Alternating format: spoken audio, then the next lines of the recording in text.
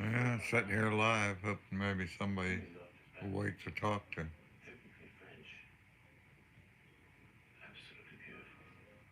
I did it a minute ago, but I was on private.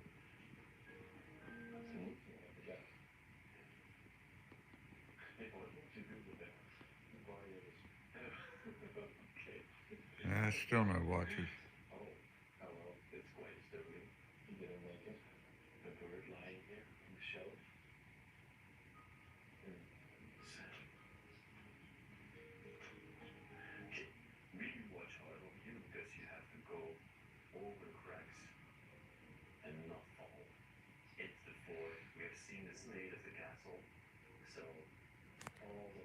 Upload to your video. What the hell is that? Yeah, still no watchers. What time of day is it? Everybody in bed. I figured somebody be up.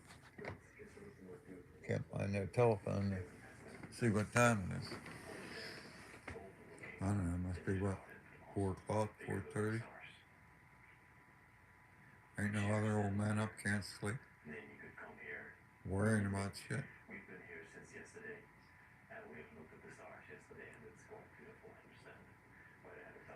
I come from a family of warriors.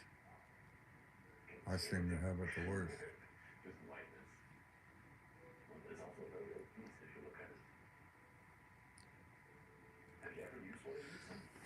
70 years but worrying about things. After today, I don't think I'm going to worry about anything anymore. 70 years of trying to pay all your bills and keep everything straight, keep yourself in good standings, and what happens? You get 70 years old and you're fucked. At least that's the way I feel. Goddamn Social Security all messed up. Property taxes. $6,000 property taxes you pay. Gonna leave me fucking broke for a couple months. I keep saying they're gonna stop property tax, but Trump's too worried about getting even with everybody that fucked him. All he's got to do is say stop property tax. Instead of that, he's out pissing with everybody that give him a hard time, which I knew he would. But quit pissing around and make Pennsylvania stop charging senior citizens taxes so they can eat. I figure at this rate, starting next year, I'm going to have to start selling things I own to pay bills. If things don't get no better. That, I'm going to leave my wife and move into my other house so we can both collect separately. Which is a hell of a thing to do after 53 years of marriage. You have to leave your wife so you can pay your bills, huh?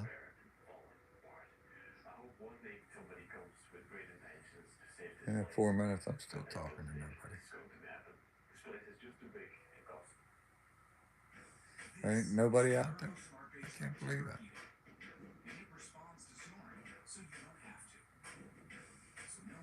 I see that number changes to 1 every once in a while. Talk.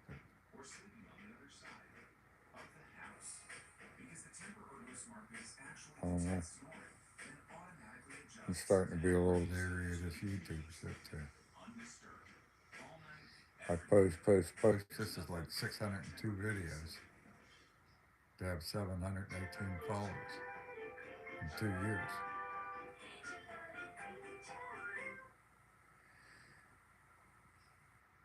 kind of like not worth your time. You get out a gun, you take pictures, you wipe it all off, you put it away. 10 people looked at it.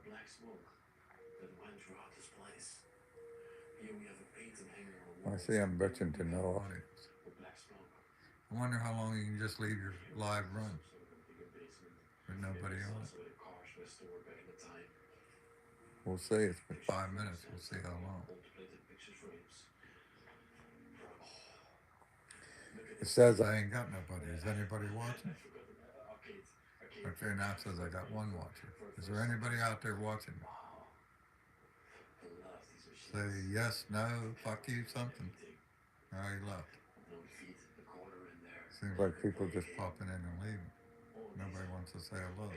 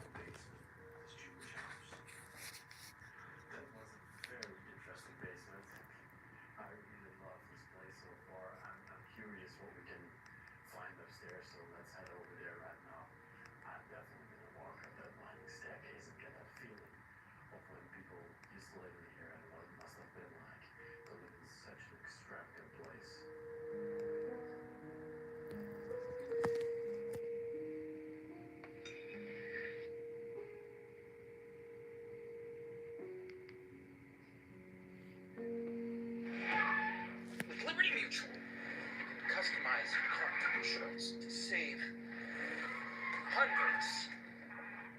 Could you look away? Have you ever seen someone show up to a hunt with a caliber so bad you started questioning their sanity? Because out in the wild, the wrong round doesn't just make you look foolish, it can cost you the shot, the animal, and your dignity. So in today's video, we're breaking down the dumbest, most impractical calibers people still try to use in the field, and why veteran hunters across the U.S. want them gone for good. Let's begin.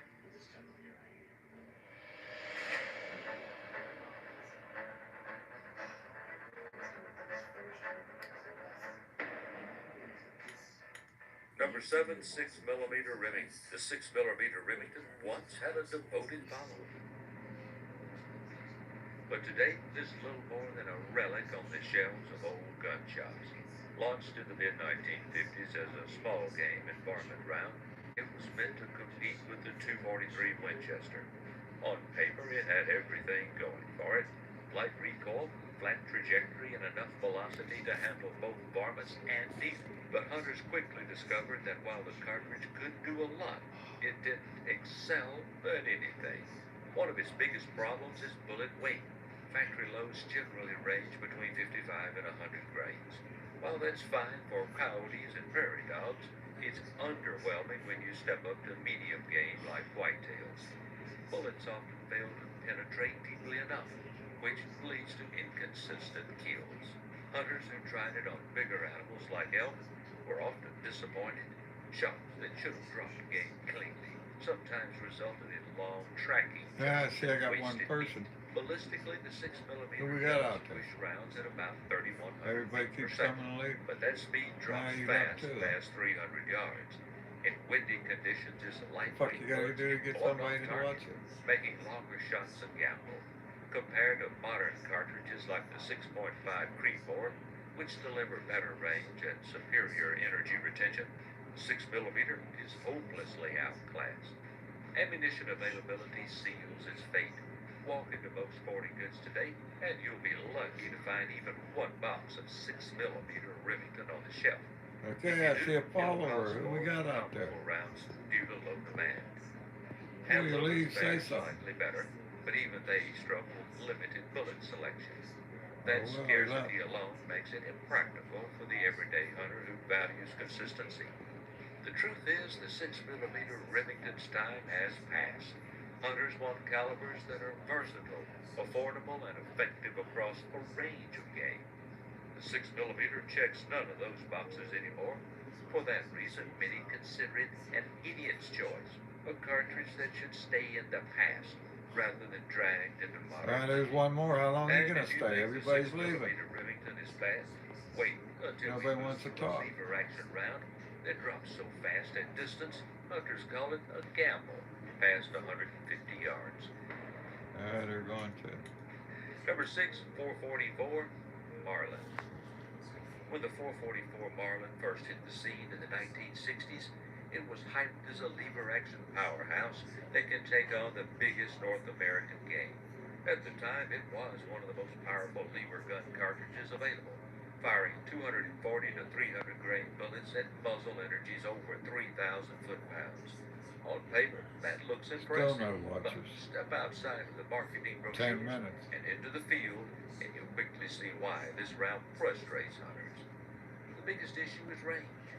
The 444 Marlin has a trajectory that falls off a cliff beyond 150 yards. Those heavy bullets bleed velocity quickly, dropping on a rock and making accurate long-range shooting nearly impossible. For hunters chasing whitetails and thick timber, that limitation might not matter. But for anyone who wants versatility, the 444 feels like a ball and chain. A missed shot at 200 yards isn't a matter of poor aim, it's baked into the cartridge's design. Recoil is another problem. While not in the same 12 range minutes, as the still element nobody. stoppers, the 444 still delivers a stiff kick. Shooters moving up from mild calibers often flinch after just a few rounds, which kills accuracy. And for a cartridge that already demands precision due to its steep bullet drop, flinching makes success even less likely. Ammunition adds insult to injury. Major retailers frequently run out, and when boxes do show up, they're often priced higher than more popular calibers that outperform it. Reloading helps, but component cost and availability remain obstacles. Meanwhile, rifles chambered Still in no watch. 444 Marlin, typically heavy lever actions, add more weight to an already cumbersome setup for long hunts in the field. You can't The tell me there cartridge ain't does nobody out fine this time for of night. close range bear or hog hunting in heavy brush. But beyond Talked those to 10, niche 12 uses, people this time its of lack night of before. flexibility makes it a poor choice for most American hunters. Many now see it as a round that once made sense, but has been outpaced by modern options like the 4570 Government, which offers similar power with far better ammunition support. And if you think the 444 Marlin's trajectory is bad, wait till you see the tiny rimfire round hunters keep trying to use on coyotes. A cartridge that turns into a liability the moment a gust of wind shows up. Number 5, 17 HMR. The 17 Hornady Magnum Rimfire, or 17 HMR, was launched in the early 2000s with promises of flat trajectories and laser-like accuracy. And for a while it became the darling of small game shooters. Its tiny 17-grain bullet zips out of the muzzle at speeds over 2,500 feet per second, making it sound like the perfect rimfire upgrade from the classic 22 long rifle. But in real hunting conditions, this round reveals why many seasoned hunters shake their heads whenever someone shows up with it. The first problem is energy. Even at maximum velocity, the 17 HMR produces less than 250 foot-pounds of muzzle energy. That's fine for rabbits, squirrels, or prairie dogs, but step up to coyotes and things get messy. Many hunters report shallow penetration, wounded animals, and unreliable kills. What looks impressive on paper translates into disappointing performance in the field. The second problem is wind. Those lightweight bullets get pushed around by the slightest breeze. Even a 5-mile-per-hour crosswind can knock a shot several inches off target at 100 yards. That's a deal breaker for hunters who need consistent accuracy outdoors, where wind is a constant factor. On 15 calm minutes, days, still the cartridge nobody. can be surgical. But how many calm days do you actually get? Ammo cost is another kicker. Despite being a rimfire, boxes of 17 HMR often cost double or even triple. the price of 22 long rifles. At $15 to $20 per 50 rounds, it makes regular practice expensive. And unlike centerfire cartridges, the rimfire design means you can't reload it to save money. Rifles chambered in 17 HMR add to the headache. They fire quickly due to the high velocities, and semi-automatic models in particular have been plagued with feeding issues. What should be a fun, practical varmint round often ends up being more of a novelty. For all these reasons, many hunters dismiss the 17 HMR as a flashy gimmick rather than a serious hunting cartridge. It's fine if you want to blink in paper or pop prairie dogs on a windless day, but beyond that, it's a liability. And if you thought this round was too weak, the next one proves the opposite problem. A cartridge so extreme in recoil and cost that it's been called the wallet killer of hunting calibers. Number 4, 223 Remington. Few cartridges stir as much debate in hunting camps as the 223 Remington. Popularized through the AR-15 platform and loved for its cheap, abundant ammo, it has carved out a massive following in the shooting world. But I see one. Who we got? Game, the 223 quickly shows its flaws. 17 minutes. I finally got somebody. Who are you? Outright hated. The first issue is energy. Standard 223 loads fire bullets in the 55 to 77 grain range, producing around 1,200 to 1,300 foot-pounds of energy. That's enough for varmints and predators like foxes and coyotes, but it's widely considered underpowered for deer-sized animals.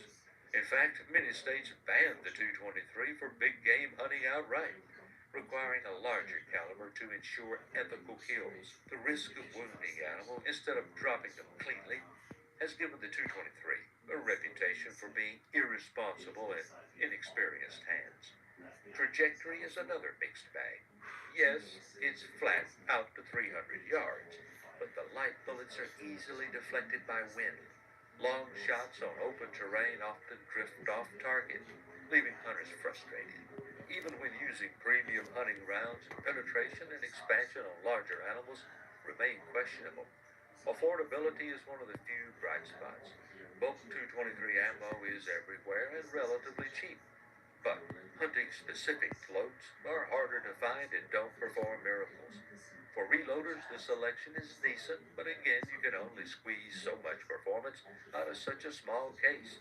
Rifles chambered in 223 are abundant, lightweight, and easy to carry, which explains why so many beginners gravitate to them. The recoil is mild, making it a favorite for training and target shooting. But that very accessibility contributes to its misuse in hunting situations where it simply doesn't belong. For varmints, prairie dogs, and cows, the 223 works fine. But bring it to the deer woods, and you'll likely face harsh criticism from veteran hunters who see it as an irresponsible gamble. In the end, the 223 Remington's versatility in the shooting world doesn't translate to hunting credibility. Number 3, 45 GAP. The 45 GAP, or auto pistol, is one of those calibers that leaves hunters scratching their heads when someone drags it into the woods. Introduced in the early 2000s, it was designed as a shorter alternative to the 45 ACP, intended to give shooters 45 caliber stopping power in smaller framed pistols. For personal defense, it has some niche appeal. For hunting, it's a baffling I've got one finally choice. after 18 The minutes. first and most obvious problem is power. The 45 GAP Who are you? Feel like pushes saying hello? bullets in the 185 to 230 grain range at muzzle energies Nobody hovering wants to say around hello. 4 to 500 foot-pounds. That's enough for close-range defensive scenarios against humans, but far too weak for reliable penetration on medium or large game. Even with premium loads, the cartridge lacks the energy and velocity needed to deliver ethical kills on animals like deer or hogs. Hunters who attempt it are often left with wounded game and a lot of frustration. Ammunition availability makes things worse. The 45 GAP never gained much popularity even in the handgun world, and production has steadily declined. walk into most gun stores today, and you're unlikely to find a single box of it on the shelves. When it does appear, prices are high, often exceeding those of mainstream cartridges that vastly I see outperform one it more. in every Say hello download. before you leave. Reloading is possible, but brass is scarce and expensive, making the effort hardly worth it. The firearms chambered for 45 GAP are another limiting factor.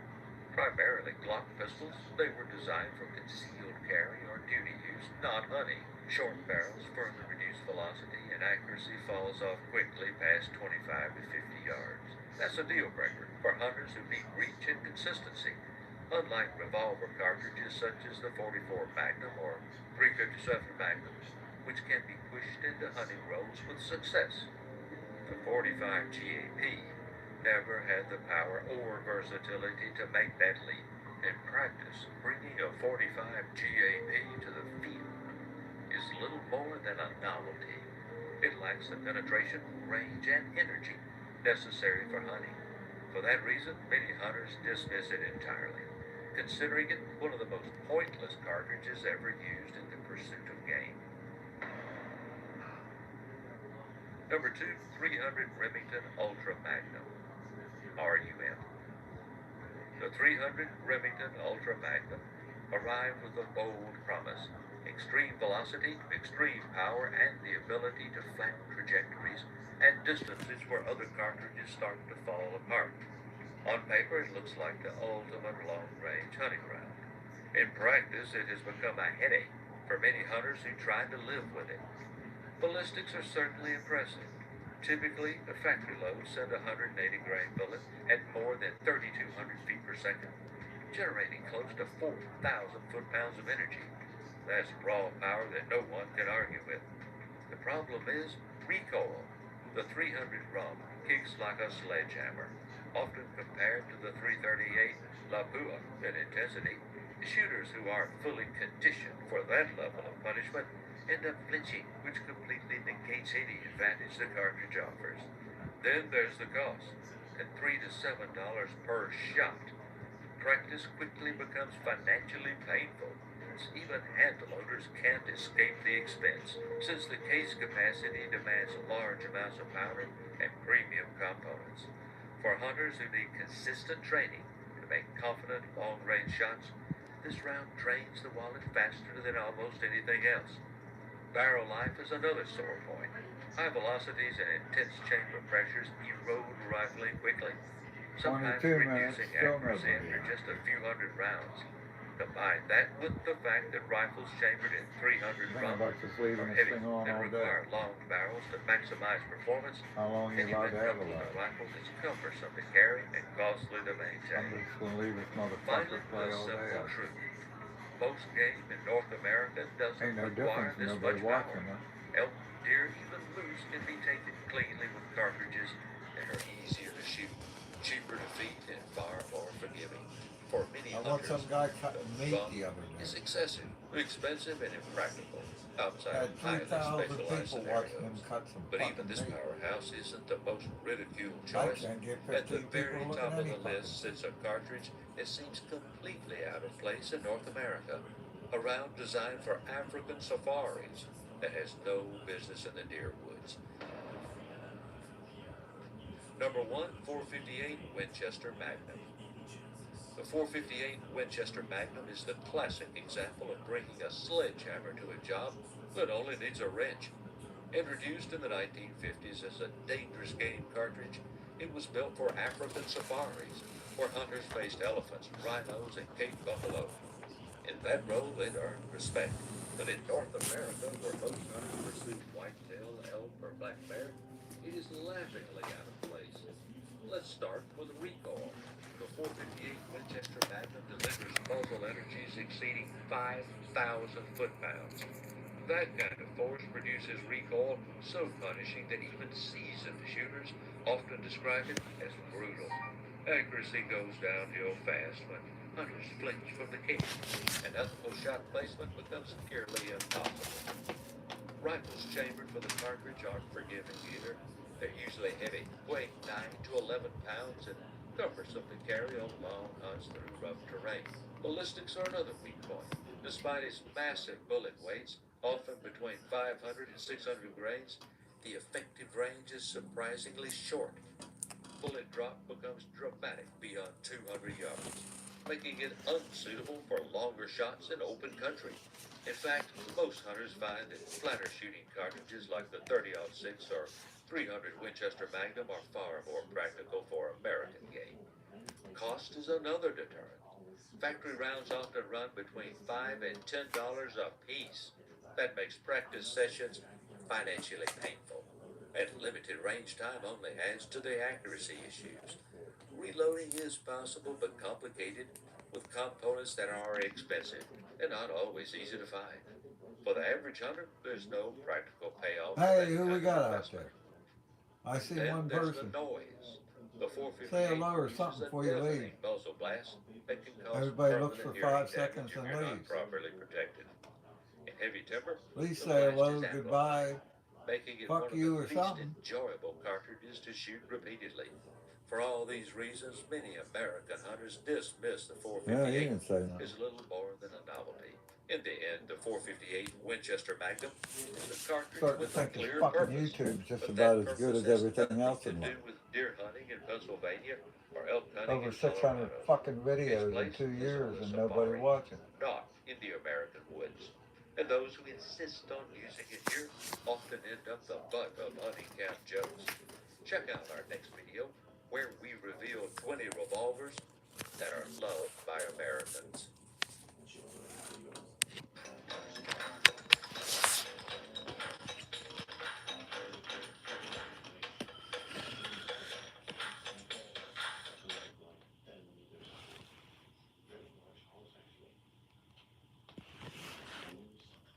No psycho, Dad! How can this be?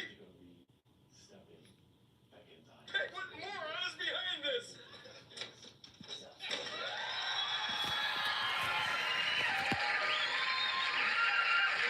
Who's the guy whose show is? Be very careful. Yeah, Muslims, rebels, things here, and also a bunch of spiderwebs everywhere. If you call yourself a serious collector, there are 10 rifles you absolutely must own. Not because they're trendy, not because everyone's buying them, but without these, your collection will never be complete. From American innovation to Cold War legends, these are the firearms that define what it means to be a collector in 2025. And number one, it's the rifle that separates casual owners from true connoisseurs. Hit that subscribe button right now and tap that like button, I see because this somebody is out the there. Who we blueprint got? every serious collection needs. Let's begin. Everybody leaves, never says nothing. Number 10, Savage Please say Model hello. 110. When Savage Arms introduced this rifle in 1958, they did something radical. They made precision affordable. While European gunsmiths charged fortunes for hand-lapped accuracy, Savage engineered a barrel nut system that delivered sub-MOA groups without the custom price tag. This wasn't just a rifle, it was a revolution wrapped in walnut and blued steel. Chambered in everything from .243 Winchester to .338 Winchester Magnum, the Model 110 featured innovations that left competitors scrambling. The legendary AccuTrigger, introduced decades later, only cemented what shooters already knew. Savage built rifles that outperformed their price tags. The barrel nut system meant anyone could swap barrels at home. The AccuTrigger broke cleanly without creep, and when other factories charged double for custom-grade accuracy, Savage delivered it straight from the box. Available in more calibers than most shooters could name, there was always a Model 110 configuration that fit your needs perfectly. You're looking at $600 to $900 for those desirable early walnut stocked models. Rare calibers or special editions can push $1,000 to $1,500. Modern production averages $400 to $700, making them accessible entry points. The rifle that proved precision doesn't require a European pedigree. Every collection needs the gun that democratizes accuracy. Number 9, Remington 700 BDL. In 1962, Remington created what would become the most copied bolt-action rifle in history. The Model 700 BDL wasn't just another hunting rifle. It was the foundation upon which modern precision shooting was built. With its hinged floor plate, skip line checkering, and mirror-like finish, the BDL represented the pinnacle of American production gunmaking. But here's what separates collectors from casual shooters. Pre-1980s examples were built differently. Hand-lapped barrels that only got better with age. Tighter tolerances measured by craftsmen, not computers. Higher grade wood is selected by human eyes that recognize beauty. These rifles became the civilian siblings to M24 and M40 military sniper systems, a heritage that speaks volumes about their capabilities. The cylindrical receiver provided consistent bedding. The trigger, when adjusted by a skilled gunsmith, broke like glass at a frozen lake's edge, and that hammer-forged barrel delivered accuracy that custom builders struggled to beat. This wasn't just a hunting rifle. It was the template every serious precision rifle would follow. Standard pre-1980s BDL models run $800 to $1,200, depending on condition. Rare calibers like .264, Winchester Magnum or .280, Remington fetch $1,200 to $1,800. Pre-1964 production examples command $1,500 to $2,500 or more, and they're worth every penny. The rifle that defined what bolt action accuracy could be. Your collection isn't complete without one. Number 8. M1 Garand. General George S. Patton didn't mince words when he called this the greatest battle implement ever devised, and he had every right to make that claim. When Nazi Germany and Imperial Japan armed their soldiers with bolt-action rifles requiring manual cycling between shots, American infantry carried semi-automatic firepower that changed warfare forever. Adopted in 1936 and chambered in .30-06 Springfield, the M1, Garand gave American soldiers an edge that couldn't be measured in mere specifications. While enemies worked bolts between shots, U.S. infantry delivered accurate semi-automatic fire that kept heads down and battles won. John Garand's gas-operated design functioned flawlessly, whether caked in North African desert sand or frozen solid in Belgian winter. At 9.5 pounds with a 24-inch barrel, it's substantial. But hold, one feels that balance. The woodstock settles into your shoulder naturally.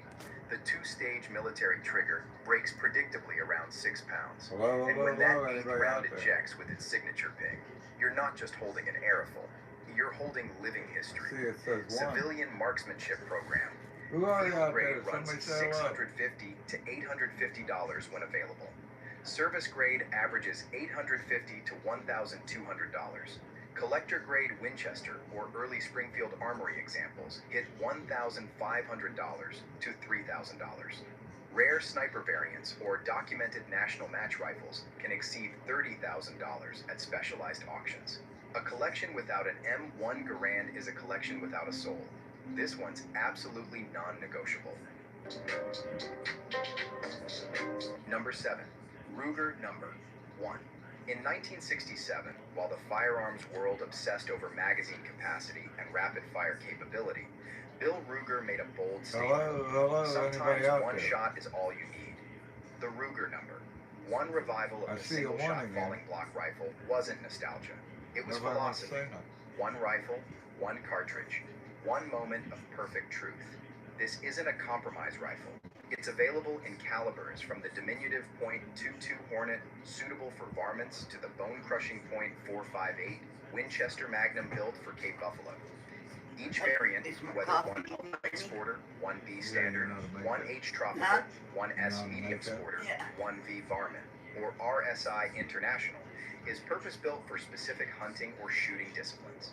Hand-checkered American walnut meets precision-forged steel in a union of form and function. Here's what separates the number. One from repeating rifles. Pure accuracy. Without a magazine box disrupting barrel harmonics, without action length constraints forcing compromise, the number. One's fully supported barrel from breech to crown delivers precision that makes repeaters jealous. With quality match-grade ammunition, sub-MOA groups aren't a lofty goal. They're the expected standard. The single-shot platform forces discipline. You don't have follow-up shots in the magazine. You don't spray and pray. You wait for the right moment, you control your breathing, and you make that one shot count. It's a philosophy that improves every shooter who embraces it. Standard production in common calibers, like .30-06, runs $1,000 to $1,400. Rare calibers, such as .257 Roberts or .280 Remington, fetch $1,500 to $2,200. Tropical models chambered in dangerous game calibers command $1,800 to $3,000. Limited edition commemorative models reach $2,500 to $4,000 or more. The rifle that proves confidence beats capacity every time. One shot, make it count. Number 6, Browning BAR, Belgian made. Before accountants moved production to Japan and later Portugal in pursuit of profit margins, Browning crafted the BAR in Herstal, Belgium, the same legendary town where John Moses Browning's genius first took steel form. From 1967 to 1976, Belgian craftsmen built semi-automatic hunting rifles that represented the absolute peak of the platform. This wasn't mass production. This was functional art.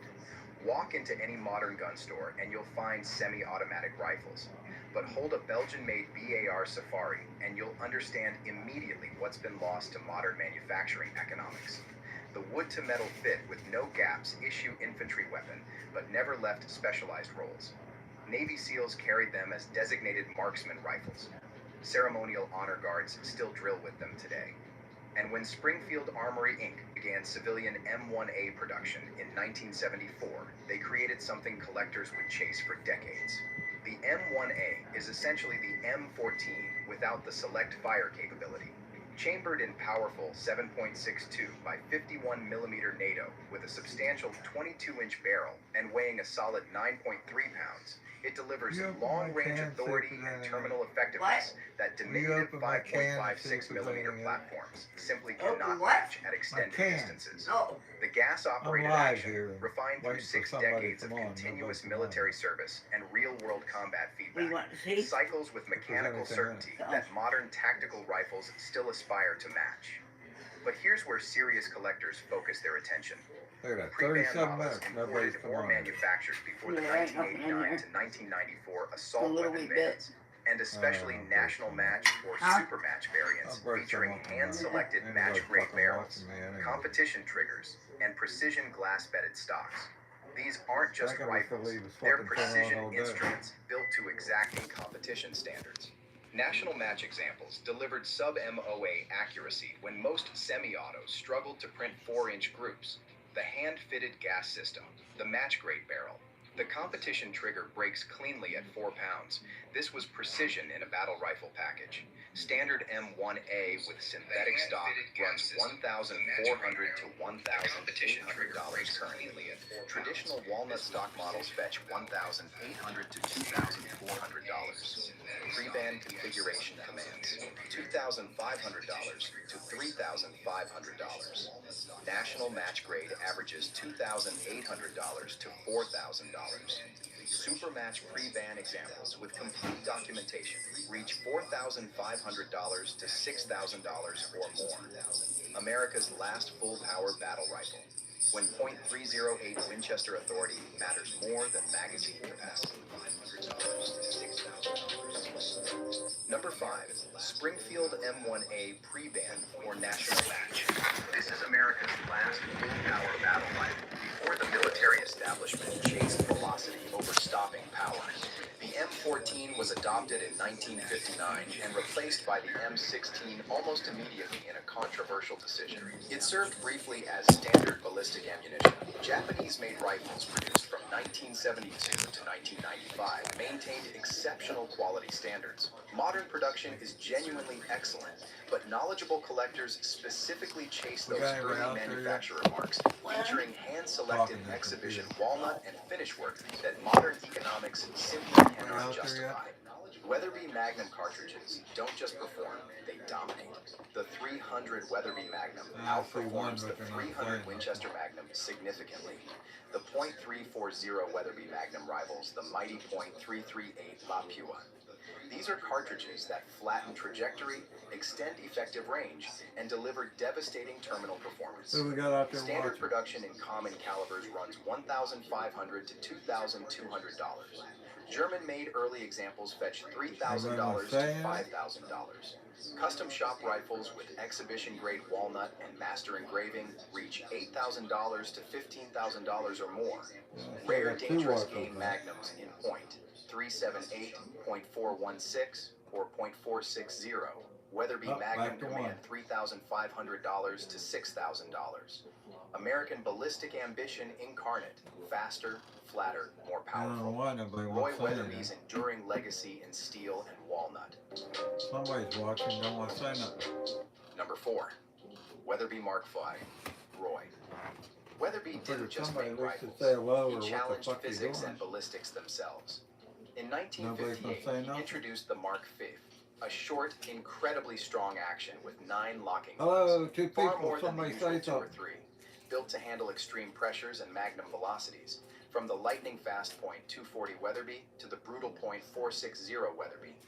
Its 54-degree bolt throw allows for fast cycling, and the early German-made models are renowned for their craftsmanship and meticulous hand-finished That detail. looks like the one that shot old, Browning's BAR, on the Charles, other hand, Charlie, is praised yeah. for its practical and engineering. they say it A was a Mauser. self-regulating gas system that cycles That any you can break ammunition, down in 2 from light seconds. loads to heavy magnums, Ain't with nobody in the no world adjustments break a needed. Mauser down in It 2 features seconds. an inertia trigger that prevents That's my dangerous double story and I'm fires, sticking to it. a hand-lapped barrel for impressive accuracy, and a flush detachable magazine that preserves the rifle's elegant, classic lines. In short, raw power and mechanical innovation in one case, I think that whole flawless story is a bunch reliability of bullshit. and refined engineering in the other. Standard Shot in Belgian the neck bar with a in 30 common 06 and calibers it don't like go through. .3006 or I seen a guy shoot a .270 doe at runs about 100 yards. $1,500 to $2,200. All it was a neck. Safari grade models There with wasn't no premium head. wood selection and factory engraving fetch $2,500 Somebody's to lying to us somewhere $4,000. here. Rare Magnum chamberings command $2,000 to $3,000. Custom shop or presentation grade engraved And then it's examples all reach over. It $5,000 all- to what they- $8,000 or more. He was shot, they Finest flew him home, semi-automatic threw him hunting in the rifle grave, and ever that was it. manufactured. His wife Belgian takes over craftsmanship and that's meeting it. American ballistic performance. Pure You don't hear class nothing in about the every killer detail. or why all these questions that are unanswered. Number 3, Winchester Model 70, Also put cover up pre-64. somewhere. From 1936 to 1963, Winchester Repeating Arms manufactured Anybody what else would got any forever opinion become on known that? simply as the Rifleman's Rifle. The Model 70 featured robust controlled round feed action borrowed directly from the legendary Mauser 98 military design, hand-lapped barrels that only improved with age and use, and meticulously hand-fitted parts assembled by skilled craftsmen who genuinely took pride in every single rifle that left the New Haven, Connecticut factory. Then, 1964 happened. Corporate accountants replaced master craftsmen. Cost-cutting I wonder if measures you can let your destroyed computer generational run quality. live all day. Push feed replaced proven controlled round feed. Hand fitting gave way to mass production expedients. I see people Winchester talk for management hours. I genuinely don't see thought why you couldn't shooters talk wouldn't for notice the 24. difference. They were catastrophically, historically wrong. Collectors never forgave them, and pre-64 Winchester Model 70 rifles instantly became the gold standard by which all other bolt-action rifles would forever be measured. Available in an enormous range of calibers, from the tiny .22 Hornet suitable for varmints to varmint the stuff thunderous goes up the volume. .458. Winchester Magnum built for Cape Buffalo and Elephant. These rifles took more North American big game than any other bolt-action rifle in recorded hunting history. The most desirable chamberings among collectors, standard classic American hunting calibers like .270 Winchester and .3006 Springfield, America's cartridges carried by America's rifle across America's hunting grounds. The controlled round feed system with its massive non-rotating claw I extractor got 2 people guaranteed watching. reliable feeding even when the rifle was tilted at extreme angles, critical for dangerous Man, game. somebody hit a The thumbs up or hand-lapped something. barrel delivered accuracy that often So I see improved somebody's during the out there. first 1,000 rounds of proper break-in. And that trigger, when tuned by a skilled gunsmith, broke like an icicle. Standard calibers in good, honest condition run $1,500 to $2,500. Premium Alright, I'll shut up, chamberings, just watch the including video. .270 Winchester, 30 to 6 Springfield, and uncommon calibers, fetch $2,000 to $3,500. Safari calibers like .375H and H Magnum or .458 Winchester Magnum Command, $4,000 to $7,000. Super great variants or exceptionally rare configurations reach $5,000 to $10,000 or more. The enduring standard by which all other bolt-action rifles are judged. For serious collectors, absolutely non-negotiable. Number 2. Colt AR-15 SP1. Before there were millions of AR-15 rifles cluttering gun safes across America, before every manufacturer produced their own AR variant, before modern sporting rifle entered the vocabulary, there was one. The first, the original, the patriarch of them all. In 1963, remarkably, before the U.S. military even fully adopted the M16 into widespread service, Colt boldly began selling semi-automatic AR-15 rifles directly to American civilians. This rifle literally predates the modern AR phenomenon by decades. This is where it all began. The SP1 tells its evolutionary story through purposeful absence. No forward assist on the A1 style upper receiver because legendary designer Eugene Stoner genuinely didn't think the design needed one. Slap side lower receiver without protective fencing around the magazine release because magazines released smoothly without protection. Original triangular handguards because they worked perfectly. Distinctive straight 20-round magazines. A full 20-inch barrel featuring a 1 to 12 twist rate specifically optimized for 55 grain ammunition that Vietnam would make legendary. Here's what fundamentally separates early SP1 rifles from later military contract, M16 production. Uncompromising quality. These were premium commercial products built to demanding commercial standards rather than lowest bidder military contracts. Noticeably smoother triggers, measurably tighter manufacturing tolerances, superior overall fit and finish. They weren't built to survive extreme battlefield abuse. They were built to be America's rifle for American shooters. The SP1 represents the evolutionary missing link, the bridge between military development and civilian adoption. The rifle that proved Eugene Stoner's design worked brilliantly outside military contracts. And every year, survivor numbers dwindle as rifles are parted out for modern builds or modified beyond originality. Standard SP1 in good, honest condition runs $2,500 to $3,500. Excellent condition with original finish, completely intact fetches. $3,500 to $5,000. New in box with all original accessories commands $5,000 to $8,000. Unfired factory original specimens reach $8,000 to $12,000 or more at specialized firearms auctions. The beginning of America's rifle, the evolutionary link between military and civilian, the original, essential for any serious collection. Number 1 isn't just a collector's item. It's not even just a rifle. It's the firearm that won the West, that fed American families through the Great Depression, that hung above every farmhouse fireplace for 70 years. And if your collection doesn't have one, you're not a collector. You're just someone who owns guns. Here it is.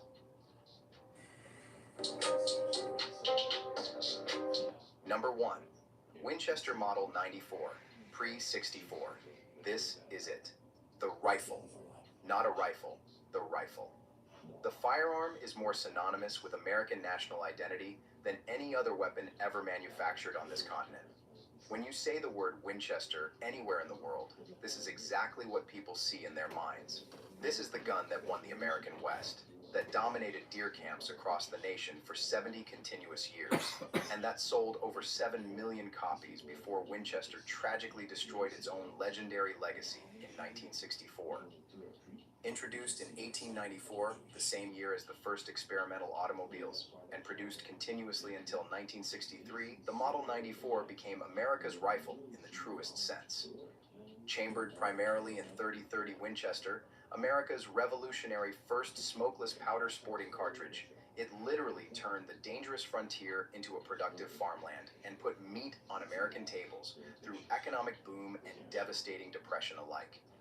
But here's what makes pre-1964 examples absolutely irreplaceable historical artifacts, genuine craftsmanship, hand-fitted parts that cycled like silk and mysteriously only improved with continued use. Forged receivers provide strength, not cheap castings. Higher-grade walnut is personally selected by human craftsmen with trained eyes. Quality control that actually meant something before computers. Then, 1964 arrived with its corporate accountants, and Winchester coldly traded heritage for profit margins. The company has never recovered that reputation. Weighing under 7 pounds with a perfectly balanced 20-inch barrel, the Model 94 carried like a beautiful dream. Perfect natural balance, instinctive pointing characteristics. The lever fell into the hand so naturally that it felt like a body extension. And that action, when the rifle was factory new, was already smooth. After a few thousand rounds of honest use, it transcended mechanics and became pure art. Why it's number one? The complete story. This rifle isn't merely steel and walnut components assembled. The American soul made tangible. It hung with honor above farmhouse fireplaces. It rode securely in well-worn saddle scabbards.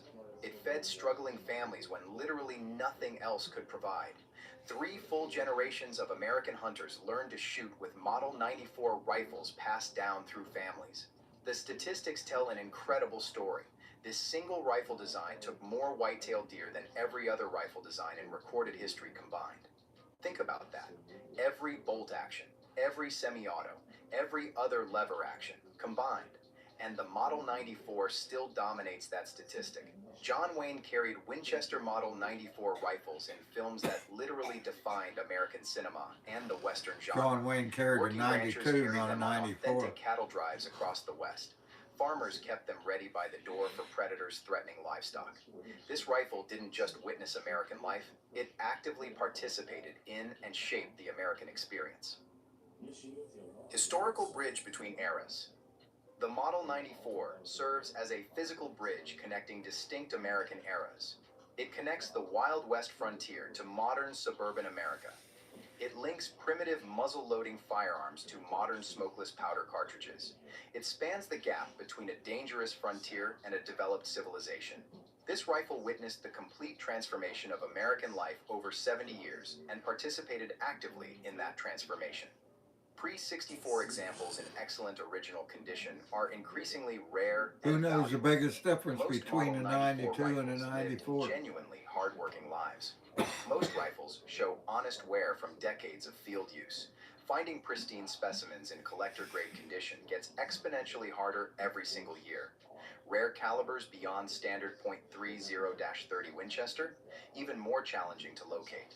Commemorative special editions from the 1960s certainly have collectible value, but true working rifles that saw honest use carry the real, authentic heritage and command premium prices. Well-used pre-64 in common calibers like .30-30 WCF runs $1,200 to $1,800 depending on condition. Excellent The condition 92 is a pistol cartridge. The 94 .30-30. shoots a rifle cartridge. Winchester fetches $2,000 to $3,000. Rare calibers such as .25-35, WCF or 38 to 55. Winchester Command $2,500 to $4,500. Pre-1920 early production examples reach $3,000 to $6,000 for their historical significance. Unfired commemorative editions run $4,000 to $8,000. Presentation-grade rifles with master engraving exceed $10,000 to $25,000 or more at specialized auctions. The ultimate truth about collecting. Without a Winchester model, 94 pre-64, you simply don't have a complete firearms collection. You have rifles, you have various firearms, but you don't have the one that fundamentally defines what American gun-making represented before corporate accountants replaced master craftsmen, before plastic replaced honest walnut, before cost-cutting destroyed generational quality. This isn't merely about owning an old lever-action rifle. This is about preserving the rifle that represents the absolute peak of American industrial artistry. This is about holding tangible history that fed families, defended homes, and built this nation. This is about owning the rifle that Winchester built when quality mattered more than quarterly profit reports. The Winchester Model 94 pre-64 isn't just number one on this list. It's the single rifle that makes any collection truly complete. Everything else, no matter how valuable, no matter how rare, is supporting cast to this American legend. This is the gun that won the West. This is an American legend forged in steel and walnut. This is history you can hold. 10 legendary rifles. From the Savage 110 that democratized precision to the Winchester Model 94 that became America's soul, each one essential. These aren't random picks. These are the rifles that shaped history, demonstrated peak craftsmanship, and proved their worth over decades. A complete collection isn't measured by quantity, it's measured by significance. By owning the which of these do you own? Which are you hunting for? Drop your thoughts in the comments below. Hit that like button, subscribe, and tap the bell for more deep dives into firearms that matter. A complete collection is built one legendary rifle at a time. These 10 are your blueprint.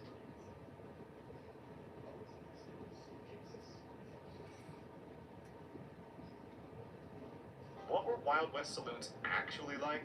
Forget what the movies told you. Real Wild West saloons were nothing like the polished scenes on screen.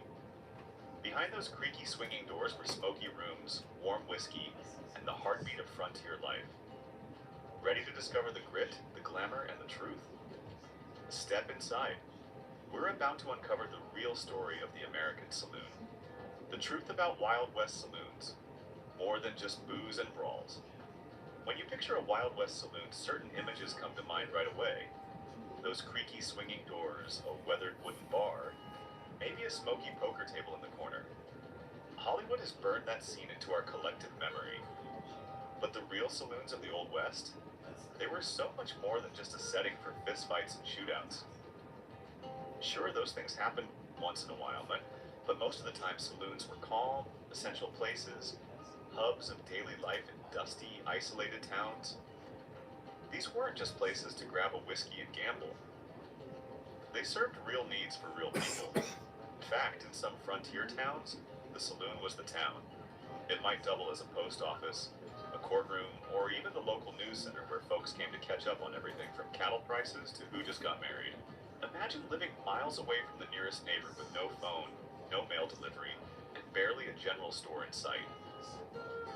The saloon offered a rare chance to feel connected, to eat, to drink, even if the liquor was rough, and to share company in a world where loneliness was common. I see I still got 2 people And watching. don't forget, these places were economic engines too. They gave people jobs, brought in revenue, and often offered services you couldn't get anywhere else. Many times the saloon keeper was a powerful figure, part bartender, part businessman, and sometimes even a local politician. Yes, saloons attracted gamblers, drifters, and the occasional rowdy cowhand. But more often than not, the people inside were just regular folks. Ranchers, railroad workers, settlers, looking for a break. The idea of constant chaos? That's Hollywood talking. The truth is, Wild West saloons were complex, vital places that kept frontier communities going. And while they may not have always been glamorous, they were a whole lot more human than the myths make them out to be. What early Wild West saloons were really like? Let's set the record straight about Wild West saloons, because the Hollywood version, it's mostly smoke and mirrors. Forget those polished bars, swinging doors, and non-stop shootouts. In the early frontier days, the real saloons were bare bones, rugged, and built more out of necessity than style. Back then, saloons didn't have shiny signs or elegant interiors. You wouldn't find a fancy wooden facade or a gleaming bar lined with stools. In fact, in the roughest settlements, a saloon might have been nothing more than 4 posts with a tarp stretched over the top. 3 watchers. Sometimes it was just 2 a tent watchers. thrown together That didn't quickly. last long. Anything to get out of the sun, wind, or snow. A step up from that, a lean-to. 3 wooden walls slapped together leaning against an existing structure with a slanted roof. That was it. Inside, things weren't much more impressive. A wood-burning stove, mainly for warmth, not cooking, sat in the middle of the room. The furniture? Just a few rough tables or planks set on barrels or stumps. Meals were scarce, liquor was cheap and strong, and comfort wasn't part of the package. But here's the real story. These saloons weren't about glitz or danger. They were about community. For many men working in mining camps or trading posts, far from home and family, the saloon was the one place they could go to feel a sense of Hey, connection. thanks for that like. It was a space to trade stories, hear news, relax, and forget the harshness of frontier life for a little while. They played many roles too. In towns with no post office, courthouse, or town hall, the saloon often filled all three functions. Need to send a message, settle a dispute, or just find out what was happening down the trail? Head to the saloon, and just like the West itself, saloons changed over time. As towns became more permanent, so did the buildings. Simple tents gave way to full wooden structures. Rough planks became polished bars. And with growth came variety, entertainment, card tables, even music. But that rough early saloon, it was a symbol of grit, resourcefulness, and the deep human need for community, even in the loneliest places on earth. What they really drank in the Wild West's rough and ready saloons. Walking into one of those early frontier saloons wasn't like stepping into a Hollywood set. There were no polished brass rails or uniformed bartenders. What you'd actually see was a sparse, dusty space. Maybe a few men gathered around crude wooden tables, talking in low tones or working out a trade.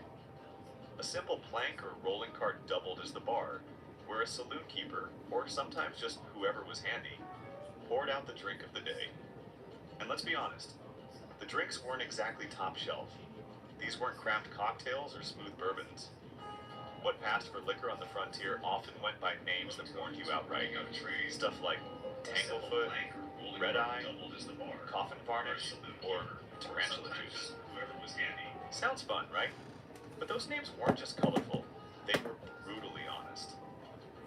Because quality booze was hard to come by, saloon owners had to get creative. Real whiskey was rare and expensive, so they'd mix raw alcohol with whatever they could find. We're talking about ingredients like burnt sugar to fake aging, ammonia to add bite, or even gunpowder in turpentine to give it a kick. Sometimes they added chewing tobacco for color or taste. The result? A drink that could knock you flat or send you running for a doctor, if there was one nearby. One of the most iconic drinks of the era was something folks called firewater. It wasn't a specific brand or recipe. It was any high-proof liquor strong enough to ignite when poured over a flame. Traders would literally light it on fire to prove just how potent it was. The name stuck, and firewater became shorthand for just about any whiskey or liquor strong enough to burn both your throat and your insides. Even so, for the cowboys, laborers, and drifters of the frontier, these rough drinks weren't just a way to get drunk. They were a part of life. A hard-earned drink after a harder day. A shared glass meant camaraderie, conversation, and, for a few moments, a break from the grit and grind of the Wild West. What surprised you most about the real life inside Wild West saloons? Was it the lack of bar stools, the warm beer, or something else? Warm beer, high prices, and no ice. Forget everything you know about grabbing a cold one after a long day. Because in the Wild West, a chilled drink was almost unheard of. Back then, in those dusty frontier saloons, your whiskey or beer was more likely to be warm than refreshing. With no artificial refrigeration and ice being nearly impossible to come by, especially in remote mining camps, most drinks sat around 55 to 65 degrees Fahrenheit. That was just the way it was. Folks got used to it. It wasn't until the 1880s that things started to change. Adolphus Busch, one of the early beer giants, began experimenting with artificial cooling, and slowly the idea of cold beer started to spread. But for the average cowboy or miner back in the day, a warm pint was just part of life. Once you had your drink in hand, you had to settle up, and the price all depended on where you were. In the rough early saloons, tents, lean-tos, and ramshackle shacks, you could grab a shot of whiskey or a pint of beer for just a few cents. These spots catered to hard-working men who didn't have much to spare. A drink had to be cheap, or no one could afford it. But if you wandered into a more remote or hard-to-reach place, like the Yukon or deep mountain settlements, prices jumped fast. In those far-off spots, hauling supplies was expensive and risky, and a single shot of whiskey could cost as much as 50 cents. That was a lot of money back then, more than many folks made in a day. In more developed towns like those in Colorado or Kansas, things were a little easier on the wallet. You might get a shot of whiskey for a quarter, or even 2 beers if the saloon was feeling generous. Of course, they'd still be warm. Even the first known saloon in the American frontier, Brown's Hole, opened way back in 1822 near where Wyoming, Utah, and Colorado meet. Likely followed this same pattern. Serving fur trappers and mountain men, it offered shelter, a stiff drink, and a break from the unforgiving wilderness. Prices there? We'll never know for sure. But you can bet they were Thanks shaped for by the hanging on, same whoever hard that one realities. person is watching. Scarce supplies, tough living, and customers just looking to forget the cold or heat for a while. How the Wild West Saloon evolved from rough shack to social powerhouse? You felt the grit of the early frontier saloon. The simple setup, the homemade liquor that could knock you sideways in the company of tired, dust-covered men swapping stories after long days. But as you glance around that bare-bones scene, you might start to wonder, where's the rest of the picture? The roulette wheels, the stage performers, the velvet-trimmed bar stools we've come to expect from Old West lore? Well, those fancier touches didn't exist in the earliest days, but they were coming. As more people pushed west of the Mississippi in search of land, gold, or simply a new start, the frontier began Thanks to to change. that one person that's sticking around Rough watching mining this with camps me. turned into towns. Tents At least gave I'm way to not timber alone. buildings, and saloon keepers saw an opportunity. No longer were they just selling cheap whiskey in shacks. They started building real businesses with proper walls, floors, and features designed to draw in the growing crowds. A big reason for this shift? The railroad. As trains carved paths across the continent, they didn't just bring lumber, nails, and flour, they brought people. Settlers, travelers, salesmen, immigrants. Towns sprang up almost overnight Oops, along sorry, the I moved railroads, there. and they needed places to eat, rest, drink, and relax. The saloon answered the call, and then some. No, I ain't These deleting no new, content. upgraded saloons Unless you became want me more to. than watering holes. They were restaurants, hotels, gambling dens, and music halls all rolled into one. Instead of just a drink, you could get a hot meal, a I warm don't know. bed, a dance with a lady, Wonder what happened. or a night of poker and piano tunes. And for Did your folks screen trying to build a turn new black? life far from everything familiar, saloons offered a place to gather, to feel part of something, to connect. The numbers say it all. Take Denver, Colorado, for example. In 1860, it had just a handful of Yeah, saloons. YouTube has been By sucking lately. 1890, that number had skyrocketed to 478. I was, That explosion mirrors the I started the transformation of live and I West, quit and I from moving restarted. outposts Maybe to that's what organized happened. society. And saloons were right at the heart of it all. In a way, the saloon's evolution tells the story of the frontier itself. What started as rough tents serving warm booze became polished establishments that anchored entire communities. The West grew up. Yeah, boy, and tell the me that, I saloon know. grew right along with it. More than a bar. My viewership How a week saloons went from became the heart of the Wild 14,000 West to community. 900. As new towns popped up across the 982 Wild last West, week. saloons I used to quickly get grew into something 1,400. much more than places to get a stiff drink. They became the A beating week. heart of frontier communities, centers for social life, business, even faith. You see, in many of these early settlements, saloons were often the only buildings large enough and versatile enough to host just about anything the town needed. They weren't just strategically placed in the middle of town for foot traffic. They were there because everything important seemed to happen within those walls. Need a place for a town I meeting? need to get that picture a local little bigger, election? huh? A sermon on a Sunday morning? The saloon had you covered. In fact, it wasn't uncommon for the barkeep to shutter the bar and move out the tables so a traveling preacher could hold a service. Yeah, for well, the town's thank you for faithful. sticking around, man. That kind of At least I'm flexibility not made the alone. saloon more than just a business. It made it a lifeline. But it didn't stop there. In towns bursting with newcomers, miners, cowboys, traders, saloon owners saw opportunity. Some turned their spaces into informal job centers, helping workers and employers connect. Others added rooms for rent, or even trading counters stocked with supplies. They became one-stop shops and a place where convenience met survival.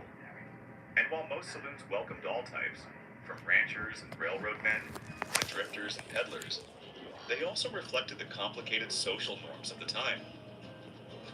In parts of the South and Texas, for example, racial segregation crept into the saloon scene, with separate spaces or entirely separate bars for different racial groups.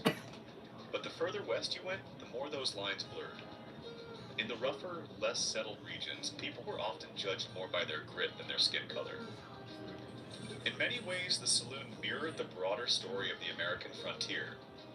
It was a place where inclusion and exclusion walked hand in hand, where the need for survival and connection sometimes outweighed prejudice, and sometimes didn't. But whether serving whiskey or hosting Sunday prayers, the saloon stood at the center of it all. Messy, lively, and unmistakably essential to life in the Wild West. Do you think saloons did more harm or more good for frontier communities? Why? And I From bet there's a dusty lot of shacks to germs in gilded them rags halls, hanging on the that rise bar, of the huh? Western saloon. As frontier towns flourished and populations grew, the saloon followed suit, maturing from rough, thrown-together shelters into refined, permanent fixtures. The days of dirt floors, wobbly tables, and tarp roofs were giving way to something more polished.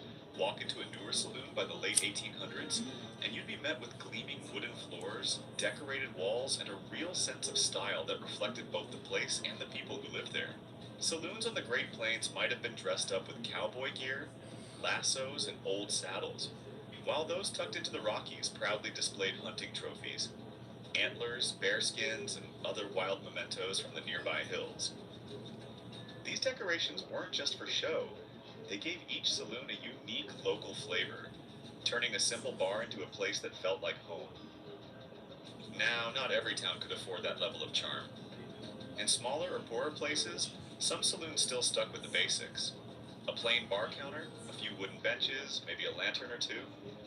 But in growing cities, especially those along the booming Pacific coast, saloons became statements of wealth and success. Chandeliers sparkled above polished bars, massive mirrors bounced candlelight across the room, and finely carved woodwork gave the space a real sense of luxury.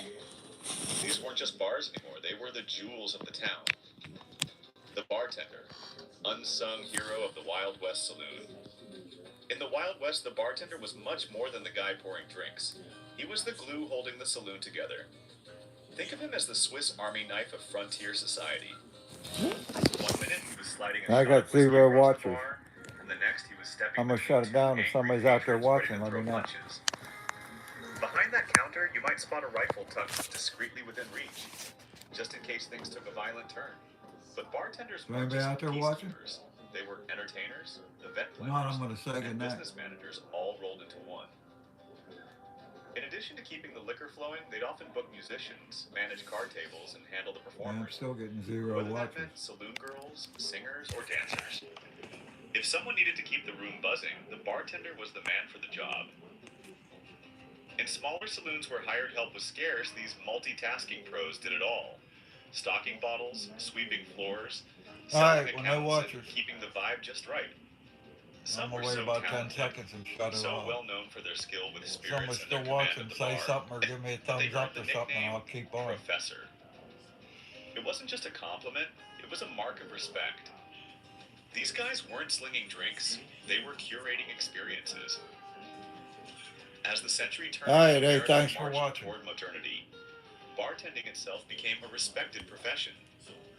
By the early I appreciate you 1900s, there. there were around 50,000 bartenders working across the country. I can't The competition was fierce and the drinks were getting better. see what your name was, but Refrigeration I made appreciate cold you. beer possible. Cocktails were more refined. Imported liquors started to show up I'm gonna on the shut back this bar down shelves, now. Everybody have a and good one. customers began to expect more than Take just a care. splash of firewater.